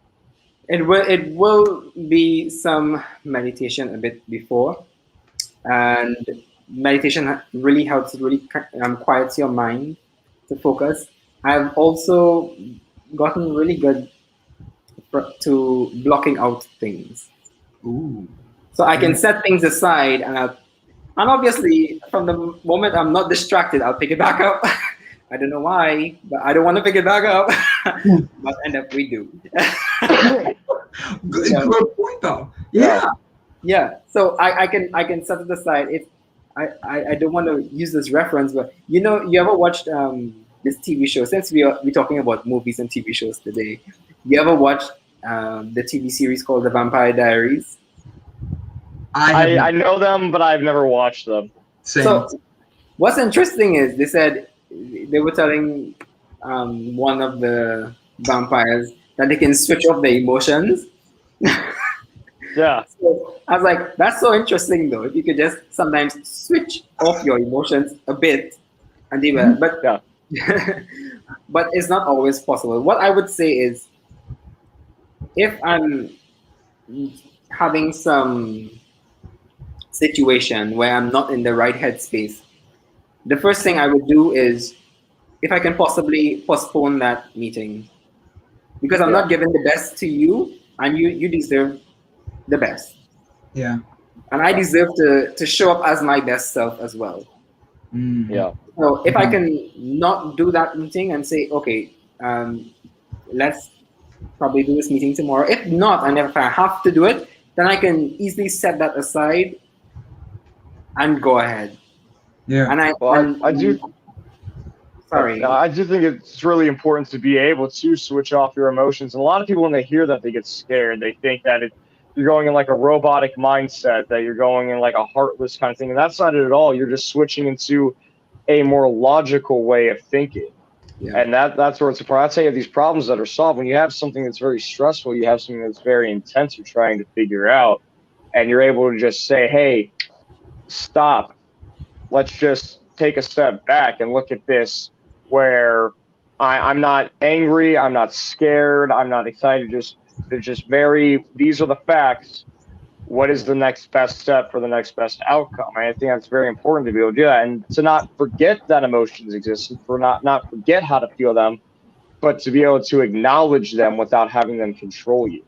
Yeah.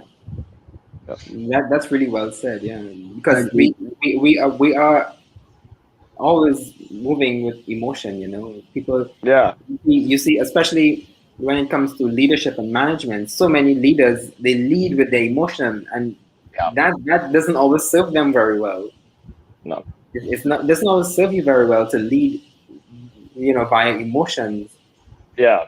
You have to. It's all about finding that balance somewhere.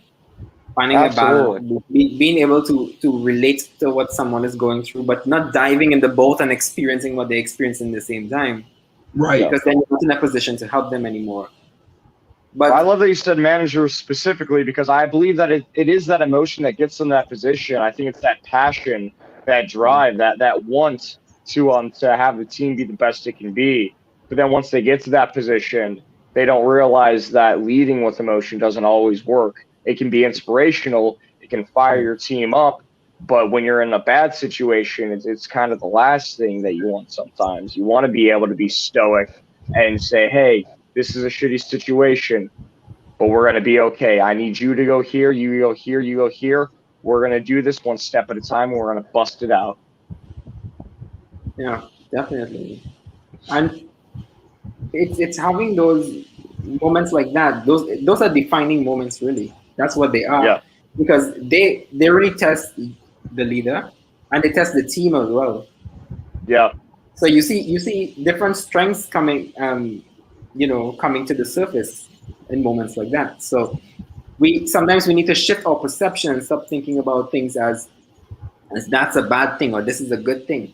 I love the fact that everything in this universe just is. We get to decide if it's good or bad.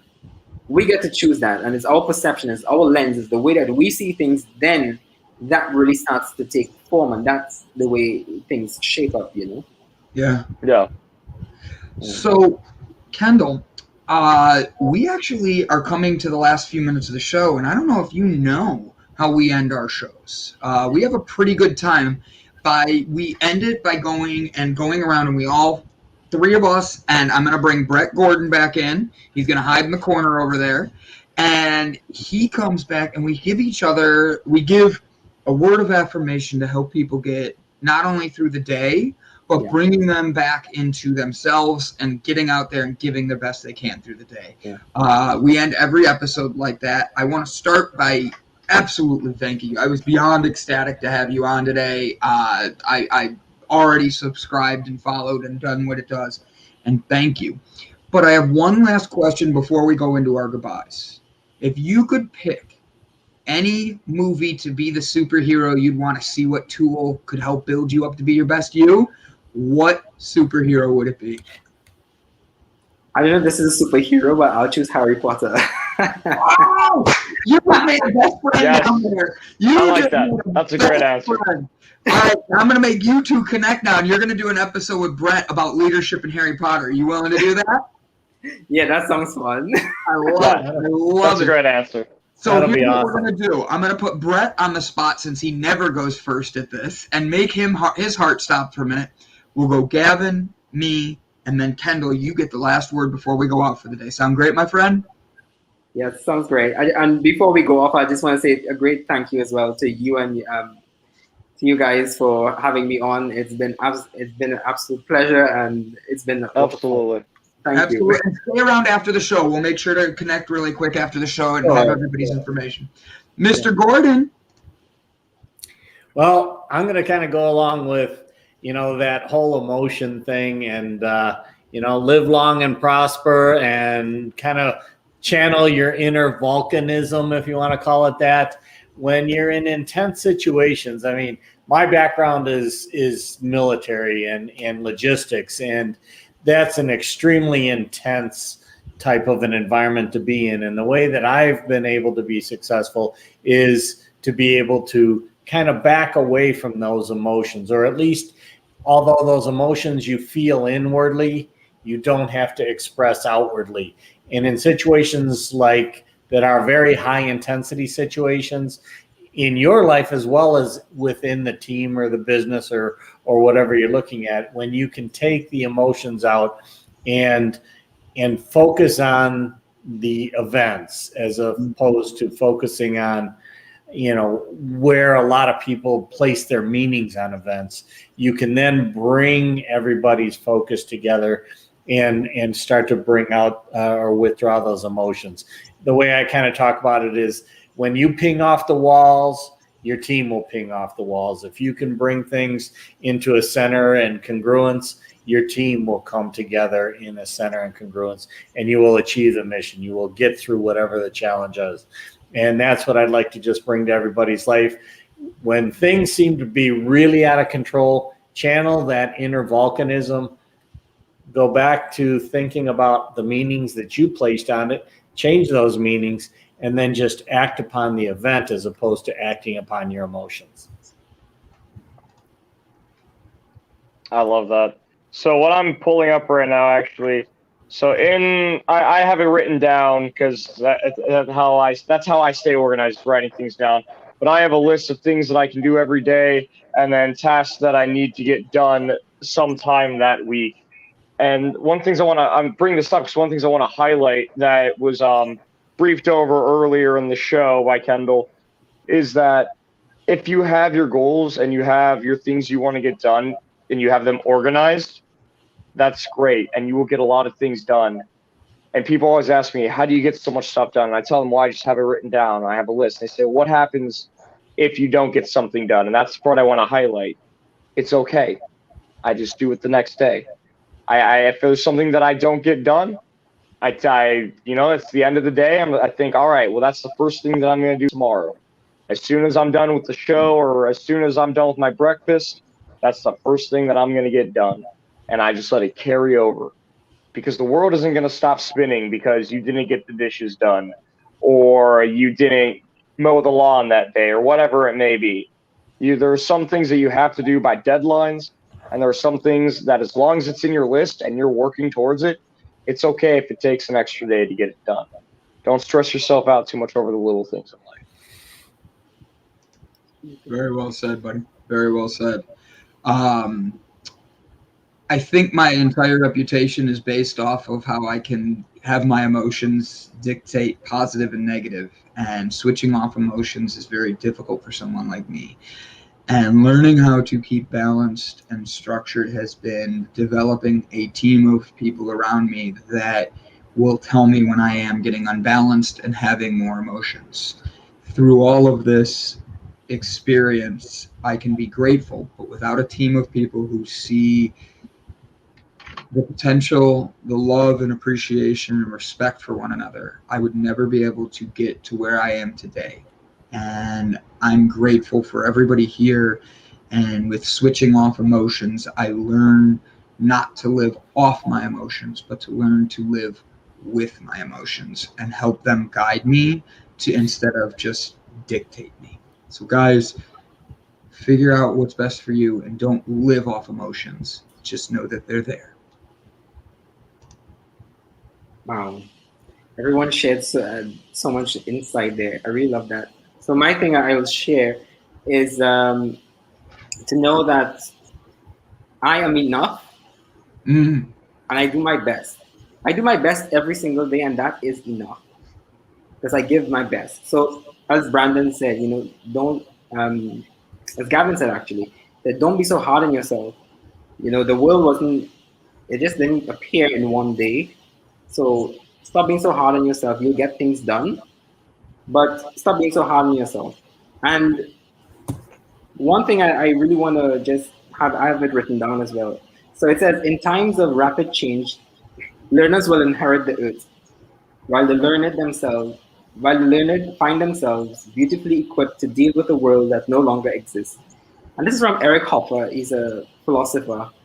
Hmm. And once we keep ourselves in that frame of mind that we are always learning, we are always expanding, we are always growing, then life becomes a journey. It becomes a pleasurable thing, not something that is stressful or harsh, or you will have those defining moments because it helps you see your true strength come to the surface. Hmm. So my little affirmation is I do my best and that is good enough. Mm. Mm. Mm. I really loved this episode, guys. Yeah. This was if you enjoyed this episode, we always tell everybody it's the YouTube thing. Oh, go hit that subscribe. Do us a favor, share this with somebody you know. You can send it to Yeah. their private messenger. Having that word of mouth will actually mean more than putting it up on your wall. If we're influencing you and helping you build your best you in every way, just help us by spreading that positivity to someone you know. And we thank you guys. Kendell, stick around after the show. We want to connect with you for a few quick minutes. Guys, this was Java Delight, that shot of Java to get you through your morning and give you that delight to get you through your day. Thank you for tuning in, and thank you again, Kendell and Brett, for being our guests today. Have a great one, you. guys. Thank you.